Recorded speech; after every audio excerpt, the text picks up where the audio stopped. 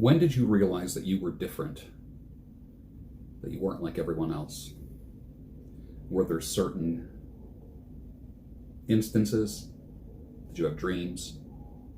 Did people treat you different when you were a kid? That's nothing to be ashamed of. Let me give you a couple examples of what I'm talking about. I would walk through a mall with my mother and father, or just my mother, when I was a young boy.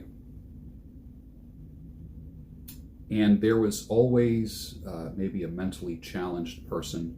They used to say the word mentally retarded, although I don't think that's politically correct anymore. I remember when it went from mentally retarded to mentally challenged, and then now there's even another word for it. I'm not even sure what it is. But Down syndrome, that kind of thing. And even as a little boy, people would walk up to me, other children who might have had Down syndrome would just come up and hold my hand. And I would look up at my mother and then grasp their hand with my other hand and rub it, put my hand on their shoulder. As a little boy, I did that. And my mother noticed that people were drawn to me in that way.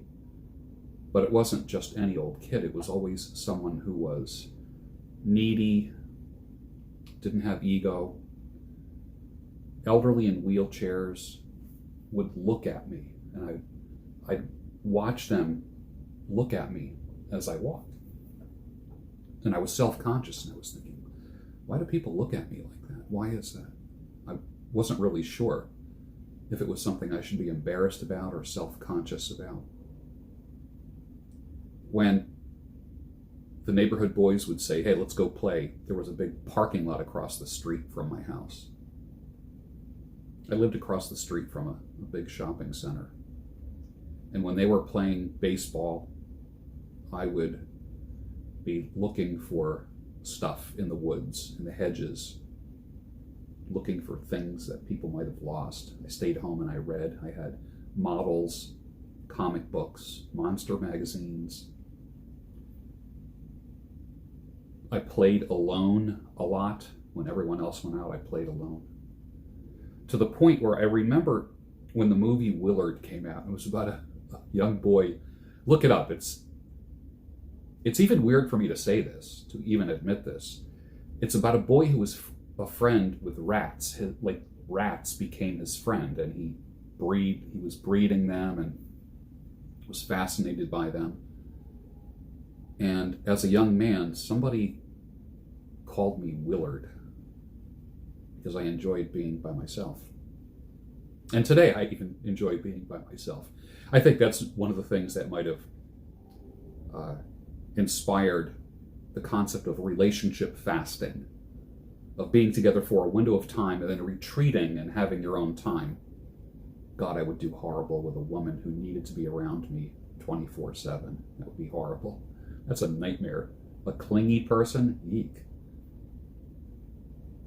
And of course, now that I'm being open to marriage, finding a woman who can coexist with me, but be my wife, that's hard. That's hard for a woman. It's not hard for me. But I enjoyed being by myself. I enjoyed that. I liked sketching. I liked reading into a microphone as a young boy, as young as 8 years old, reading into a microphone. I took my father's reel-to-reel tape recorder and I would read into it and talk into it and then play back my voice. And I was so happy by myself. So happy by myself. I did not like being in high school. Did not being like in high school. I played sports to try to fit in. That didn't work. I went into, because team sports didn't work well for me. And then I was into Cub Scouts and then Boy Scouts. And I loved that because it was about merit. The whole concept of meritocracy, merit badges. It wasn't about teamwork, although I learned how to work with teams. But I loved the merit of doing things, of being rewarded for something I did. And I enjoyed that. I had a girlfriend in my teenage years. She wasn't like all the other girls. And we reconnected about 2 years ago. her son found me, and we've become friends again after 40 years. 40 years. Yeah. And she and I walked everywhere. We walked. I never knew anyone who walked as much as me and my girlfriend. And we talked about everything from philosophy to the meaning of life to science to literature, just everything you could possibly think of, music. And she was very similar. Wasn't a clingy girl. And then I went to college, and I had a roommate. A roommate. I want to live alone. I don't want a dorm room with somebody, but I had a roommate. And that was okay. We had fun. And then after that, I got a dorm room for the rest of my college years by myself, because I enjoyed being by myself. Me and a turntable and headphones. Didn't play sports. And I read a lot. And then my library became my most valuable possession. My library could fill the walls of a room, 3 walls of a room, like your normal sized bedroom, floor to ceiling with books. And I categorized all my books like you would in a library. It wasn't literally the Dewey Decimal System, but I categorized them. I knew exactly where every book was. If someone said, do you have a book on such and such? I'd say, oh yes, I can find that. And I would go right through, oh, here it is right here. And I developed my own little private categorizing system. And I read and I read and I read. And I got more degrees and went to college and 1,000 continuing ed hours after my master's degree. I taught my first college course at 26 years old. And I was probably teaching, I'm trying to think, by the time I was 30, I had taught in already 3 colleges as an adjunct professor. By the time I was 35, 5 colleges. And I started out just teaching 1 class. It was fun. And I became a therapist for many years and worked with a lot of people. And the people that I worked best with were people who were the introspective, quiet, loner types like me. I don't like categories like introvert, extrovert, but I have been noted as saying that I am an introvert with extroverted tendencies. I'm super happy by myself, hence the Van Gogh room, pipe smoking. When all the young single guys are out there dating women, talking about spinning plates and having several girlfriends, I always thought, well, one plate would be this book or that book, a cigar and a glass of whiskey, a pipe and a cup of coffee. If I had a date with a girl and she canceled out for some reason, I didn't get back on the phone and call another. I said, ooh, wow, I get to read my book tonight. So I guess my message isn't for everybody. It's for those that haven't always been popular. I like to say that I'm a general in the army of average. And that's who I work best with. I still feel slightly intimidated by people who are super excellent at what they do. I've made money. I've been married. I have children. I plan on living to 105. Lord willing, that is. But I guess my message is not for the obviously successful, the popular person. My message is for the person that felt like they didn't fit in, felt like that they were different, they knew they were different. There was a self-awareness that they had that they were different. And maybe for a short period of time you felt bad about it. You don't have to feel bad about it.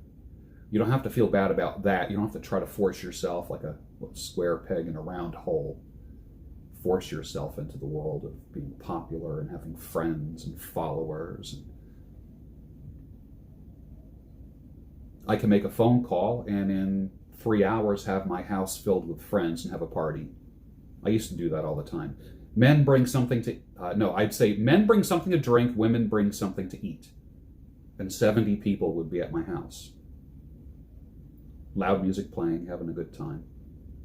And then there would always be a few people that hang out at the very end and help me clean up, whatever. Pool parties, deck parties, house parties, that kind of thing. I'm reminiscing right now, but what I'm trying to tell you is that if you're the kind of person that you feel you've been different, then you've landed in the right place. There's no shame in being unpopular. There's no shame in being a nerd. There's no shame in being an antisocial or a social agoraphobic or anything like that. It's all right. I've come into my own, and you can come into your own too. And I've evolved, and I'm evolving. And I decided I'm going back into doing coaching, counseling, not therapy. I'm not interested in people's pathology anymore. Although, if I feel that pathology is really a gift, I can help you develop that.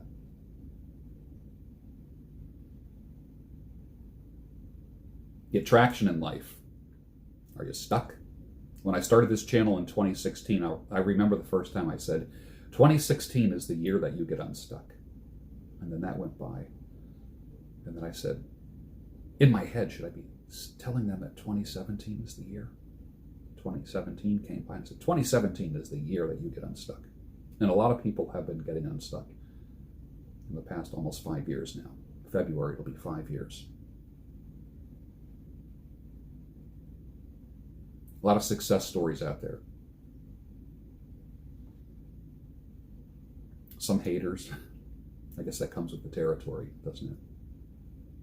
But I'm glad you're here, and I hope you enjoyed my interviews. I just thought I'd give you a little background of who I am, where I've come from. And the Daybreak Show is coming back real soon. I hope you enjoy it.